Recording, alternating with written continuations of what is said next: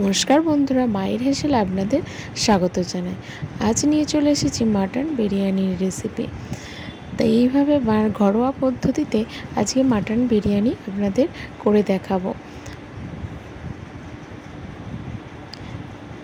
তা এত সুন্দর ঝুরঝুরে ও মাটনও খুব সুন্দর সিদ্ধ হওয়া, দেখে নিন পুরো ভিডিওটা। তার জন্য আমি মশলাটা আগে তৈরি করে নেব। গোটা জিরে নিয়েছি 1 চামচ, 1 চামচ গোটা ধনে, 1 চামচ মৌরি, তেজপাতা, দারচিনি, এলাচ, লবঙ্গ, বড় এলাচ, জয়িত্রী, গোলমরিচ নিয়ে ভালো করে আমি নাড়াচাড়া করে আমি ভেজে নেব। তো আমার ভাজা হয়েও গেছে, এবার আমি এটাকে গুঁড়ো করে নেব। আবারও আমি কড়াইয়ে তেল দিয়ে দিলাম বেরেস্তা ভাজার জন্য।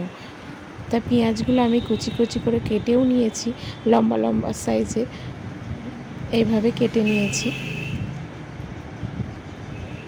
কেটে দিয়ে আমি কড়াইতে ভালো করে তেলের ওপর ভেজে নেব, একটু নুন দিয়ে ভেজে নেব।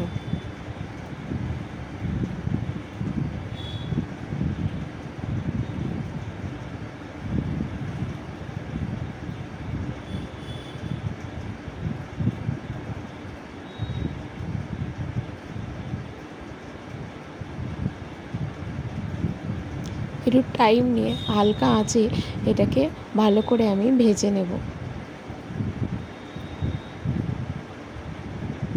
তা আমার ভাজা প্রায় হয়েই এসেছে, এবার আমি এটাকে তুলে নেব।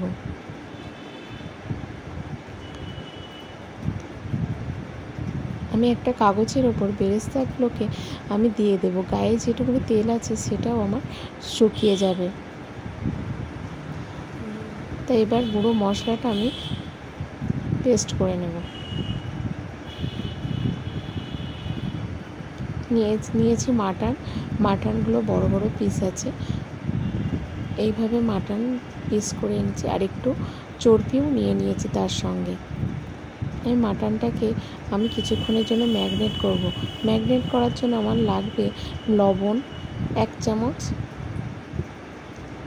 1 চামচ হলুদ,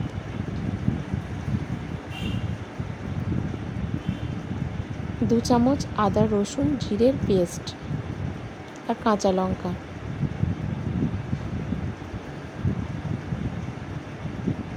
1 চামচ কাশ্মীর লঙ্কা গুঁড়ো আর সর্ষের তেল।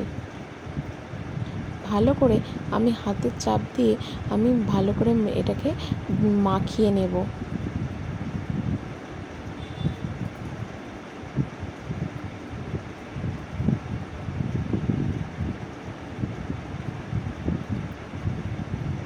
ভালো করে সব কিছু আমি গায়ে মাখিয়ে নেব।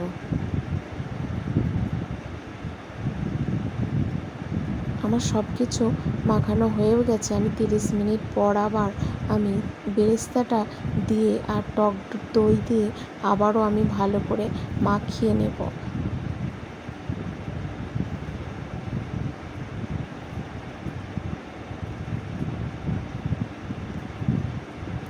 আবারও আমি 30 মিনিট এই ম্যারিনেট করা মাংসটাকে রেখে দেব। তো 30 মিনিট পর আমি এবার আলু প্রেসারের কুকারে মাংসটা করে নেব। আর বেরেস্তা ভাজার যে তেলটা ছিল সেই তেলটা আমি প্রেসার কুকারে দিয়ে দিয়েছি। এবার দিয়ে দেব মাটনটা।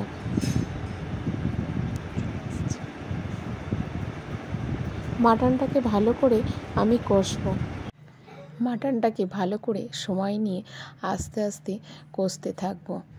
বেশি কষার দরকার নেই, 10 থেকে 15 মিনিট ধরে ভালো করে কষলেই হবে। আমি প্রেসারের মুখটা লাগাবো না, উপর থেকে প্রেসারের মুখটা চাপা দিয়ে আমি ভালো করে তলা থেকে নেড়ে নেড়ে আমি মাটনটাকে কষিয়ে নেব।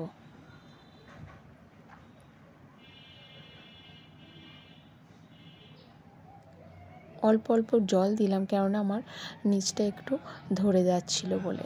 এবার পরিমাণ মতো জল দিয়ে আর আলুগুলোও দিয়ে দেবো। আর এই সময় আমি চালটা ধুয়ে নেব। আমি এখানে বাসমতি চাল নিয়েছি। আমি 2 কাপ চাল নেব। আমি এখানে 3 কাপ চাল নিয়েছি। ভালো করে আমি হালকা হাতে চালগুলোকে ভালো করে ধুয়ে নেব। 3 থেকে 4 বার ধুয়ে নিলেই হবে। এবার আমি কিছুক্ষণের জন্যে ভিজিয়ে রাখবো, আর এখানে জলটা গরম করতেও দিয়ে দেব। আর আমার মাটন কষা হয়ে গেছে। এবার আমি জল দিয়ে পরিমাণ মতো জল দিয়েছি, বেশি জল দেওয়ার দরকার নেই, অল্প একটু জল দিয়ে দেখুন আলুগুলো আমার ডুবেও নি, ওপরেই আছে। এবার মুখটা লাগিয়ে দিয়ে আমি 3টে সিটি দিয়ে নেব। আর এদিকে আমার জল হালকা গরম হচ্ছে, এই সময় আমি গোটা গরম মশলাগুলো দিয়ে দেব।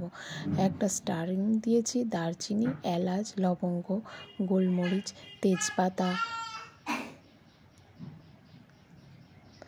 নুন 1 চামচ। আপনি এই সময় বেশি করে নুন দিতে হবে, না হলে ভাতের নুনটা ঠিক মতো হবে না। সব দেয়া হয়ে গেল। এবার জলটা ভালো করে ফুটিয়ে নেব, আর সর্ষের তেলও এই সময় দিয়ে নেব। তা আমার জলটা ভালো করে ফুটে গেছে, আর পুরো গরম মশলার কালার রূপটাও দেখুন জলের চেঞ্জ হয়ে গেছে। এই সময় দিয়ে দেব ভেজানো বাসমতি চালটা।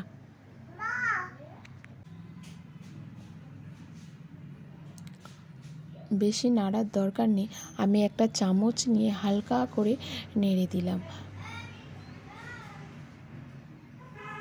এদিকে আমার মাটন কষাও হয়ে গেছে, আলুটাও বেশ গলে গেছে, মাংসও গলে গেছে। আমি হালকা করে এবার আলুগুলো তুলে রাখবো।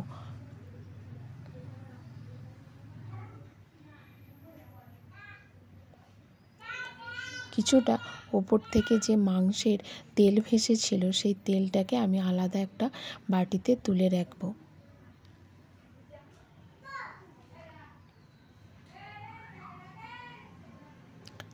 ওদিকে আমার বাসমতি ভাতটাও হয়ে গিয়েছে। এবার আমি একটা অন্য পাত্রের মধ্যে আগে মাংসটা দিয়ে নেব। এবার বিরিয়ানির লেয়ারটা করব। প্রথমেই আমি মাংসটা দিয়ে দেব, অল্প করে ঝোল দিয়েছি, আর এখান থেকে আমি ছাঁকনি দিয়ে আমি ডাইরেক্ট ভাতটা এর মধ্যে দিয়ে দেব। আলাদা করে ছেঁকে নেওয়ার কোনো দরকার নেই। আমি একটা ছাঁকনির সাহায্যে ভাত কটা এইভাবে লেয়ার করে নেব। তা আমার লেয়ার হয়েও গেছে। এবার ওপর থেকে আমি ভাতগুলোকে চারিদিকে চাড়িয়ে নেব সমান করে। ওপরে দিয়ে দিলাম গোটা গরম মশলা যে করেছিলাম বিরিয়ানির মশলা, সেই মশলাটা ছড়িয়ে দিলাম। বেরেস্তাটাও সব দিয়ে দিলাম।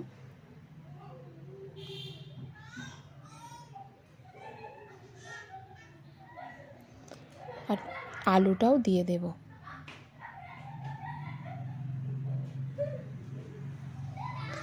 আর এখানে এবার আমি জাফরানটা ভিজিয়ে নেব। একটু দুধ নিয়েছি, দুধটা আমি ছেঁকে নিয়েছি, আর জাফরানটা দিয়ে দেব। দিয়ে কিছুক্ষণের জন্য আর কেওড়া জল 1 চামচ আর গোলাপ জল 1 চামচ এর মধ্যে দিয়ে ভালো করে নাড়িয়ে নেব। আমার বিরিয়ানির লেভারের ওপর যে মাটনের ঝোলটা রেখেছিলাম সেই ঝোলটাও এবার দিয়ে আমি জাফরান ভেসানোর দুধটাও এই সময় দিয়ে দেব। আর উপর থেকে ঘি আর মিঠা আতর দিয়ে দেব। তা কিছুক্ষণ আমি ওই একটা তাওয়া নিয়ে নিয়েছি, তাওয়ার ওপর আমি কড়াইটা চাপিয়ে দিয়ে আমি আধ ঘন্টা মতো অপেক্ষা করার পর আমার বিরিয়ানিটা পুরোটাই রেডি হয়ে গেছে। দেখুন আমার ভাত বেশি গলেও যায়নি, আর আমার সুন্দরভাবে ঝরঝরে মাটন বিরিয়ানি রেডি। আপনাদের ভিডিওটা ভালো লাগলে অবশ্যই বাড়িতে ট্রাই করে দেখবেন, ও আমাকে ভালো লাগলে কমেন্ট করে জানাবেন।